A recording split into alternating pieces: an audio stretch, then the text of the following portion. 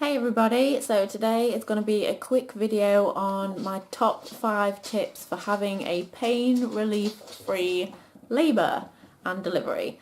This isn't for everybody if you feel like you've got a low pain threshold or you're just going to need pain relief, because obviously birthing a child is a really painful experience for most people. Then go for it. Like, this is not a judgment video. This is not a video about, you must have a pain relief free labour. These are my tips because I had 2 pain relief free labours and deliveries, and my third one was pain relief free for most of it until I got towards the very end, and basically the pain relief did nothing except send me to sleep after I'd had him, because they gave me it and I don't know, there was like they must not have realised how close I was or whatever. Like, they gave me it, 2 minutes later he was born, and then I just went to sleep and I didn't feel anything else. So yeah, this is just based on my own personal experience and what I chose to do. What you choose to do is up to you, but if pain relief free is the way that you want to go, if you want to try it, then these are my tips for you. So tip number 1 is silence is golden. I'm not the kind of person that likes to talk through their pain. Like, I want to focus on it, I want to own it, it's got to be mine. Any outside interruptions takes my focus away, and it really aggravates me and annoys me to the point where it hurts, or it seems like it hurts more than it would have otherwise. So for me, I make it extremely clear, like very clear, before I go into labour or anything. When I'm in labour, don't talk to me. Obviously I don't say it as rudely as that, except for probably to my partner, but I made it clear to my mum, who was with me for the first 2, as well as my partner and the midwives. I don't like to talk. Like, you can talk to my partner, my mum, whoever's there in the birthing room, that's fine. You can talk over me, you can talk and pretend I'm not there, but the only things that you need to ask me is, like, if you need permission to do anything medically, or if you need to tell me what's about to happen because it's something out of the ordinary, or I don't know, if you're offering me a drink, that's okay, but don't try and strike up conversation. Don't try and guide me through it. I'm guiding myself. That's the way I like to do it. So, which brings me to number 2, which is just basically focus into the pain. When I got contractions, I like to hold it, if that makes sense. Like, I just focus into the pain. I'm not very good at describing it like that, but it's just like clenching your fists, holding your breath, squeezing into it. The kind of thing that you do when you're in pain, like when you stub a toe and most people's reaction is to grab and squeeze the toe.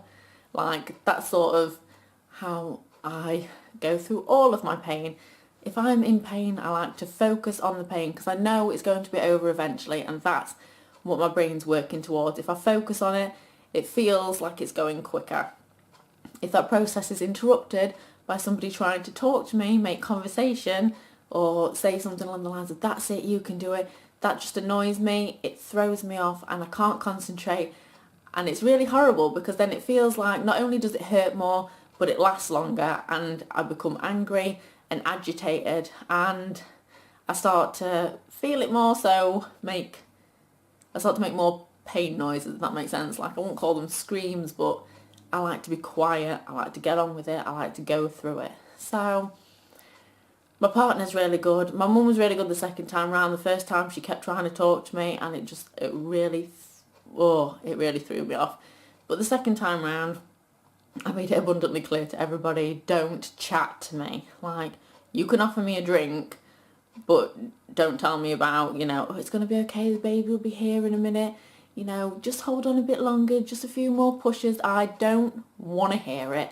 I just want to concentrate. I just want to power through. That's how I deal with it. So if that's the kind of person you are, if that's how you handle pain, this will work fine for you. Just tell people not to chat to you. Number 3 is relax in between. Despite not having any kind of pain relief, like any drugs or anything, I was really tired and really drowsy. So in between my contractions, I found myself falling to sleep. Now, obviously, as the contractions got closer together, sleeping was impossible. I'd like literally be asleep for about a minute or half a minute and then be up with another contraction and pushing. Like, that's how I went through it. It was like, don't talk to me, focus, push, asleep. Don't talk to me, focus, push, asleep. That's how I did it. Now, I don't think that happens to a lot of people. I don't know if other people try and sleep through their labour or if it's just me. But I would suggest relax, you know, lie your head back in the pillow, close your eyes, still don't let anybody talk to you. Just focus, just enjoy those few seconds or minutes that you get to breathe before the next contraction. Like, relaxation is really important, which brings me to number 4, which is a wet towelette. Sort of really helped me, or like a flannel. We had a flannel. Just like put it in cold water, and without talking to me, naturally, my fella, or the midwife, I can't even really remember, would like re-wet it so it was still cold. So it would be on my head for a bit. They'd just leave it there on my forehead. Occasionally she'd pat my face down with it because I was sweating. But mostly she'd just leave it on my forehead, or like not quite on my forehead, but like the top bit here. And it was like, it was moist. Everybody loves that word, don't they? Moist. Yeah, it wasn't dripping, but it was cold, and she kept redoing it to keep it cool, and she kept that on my head, and that helped with focusing on the pain and also like relaxing afterwards. I could feel the coolness of it against, like, 'cause my skin was like radiating heat. So that really helped me. And then there's number 5, the last one, which is plenty of fluids. Now, they tell you water, drink water, and yes, drink water. Water is good, it hydrates you, but sometimes you need a little bit more. I think for my second, was it my third? I think it might have been my third with Thomas. I think I had Lucozade for the most part because I was so drained and out of energy because it took, my dog's just slid across the floor. 23 hours was my labour with Thomas, which was the longest by far. He was over, well, it was 23 hours, which is my longest labour and delivery by far. My first was 8 hours, my second was 5 hours.